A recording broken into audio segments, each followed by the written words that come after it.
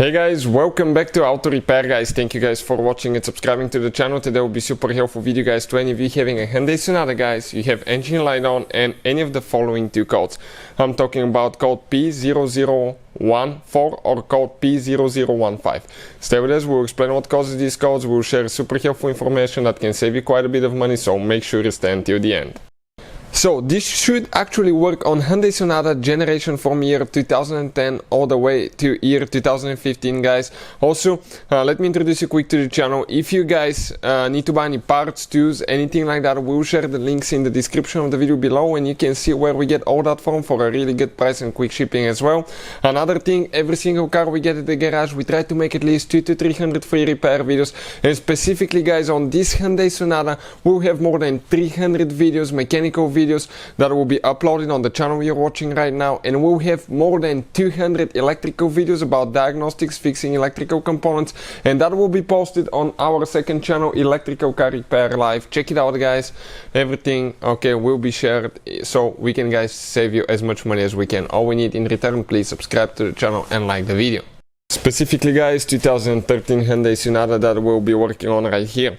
Now, practically guys, you don't need to remove the engine cover for that repair. We'll just remove it because I need more room so I can show with the camera where things are.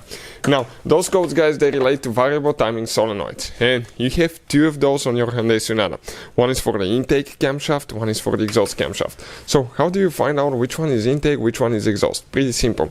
The intake camshaft is the one towards the intake manifold on this side of the engine, that's the camshaft.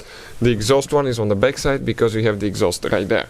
Now, the intake VVT solenoid is here, but the one that we need is actually the exhaust VVT solenoid. Okay, those codes will be related to this solenoid. Things to check guys, number one, make sure the connector is plugged all the way in until you hear a click, okay? Make sure it's all the way in, you can see, okay, that's a good click guys. Also, make sure that the wires are in good condition, they're not broken, melted by the exhaust, or eaten by animal. Let's say sometimes mice can eat your wires, especially winter time when it's cold guys, they try to find a hot place. So I've seen, we've repaired many vehicles with eaten cables by animals, okay, that try to hide in the engine bay. Also, make sure that it's not melted by the exhaust, as I said already.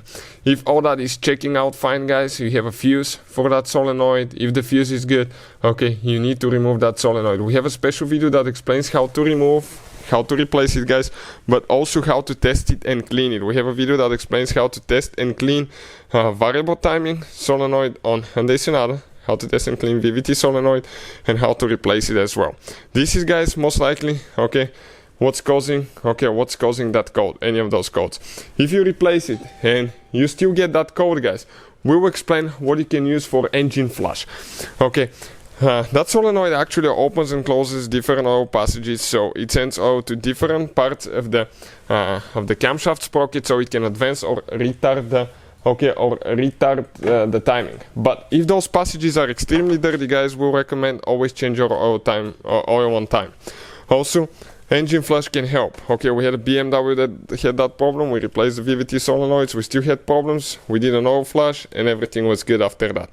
This is amazing product guys, I'll put the link in the description of the video below where you can get one from, and we used it on a Porsche Cayenne vehicle, and it has about 187,000 miles. Results were amazing, and you will see how clean the engine was once we took it apart. So I'm going to put the link to that video as well so you can check it out, but most of the times it's a bad solenoid guys.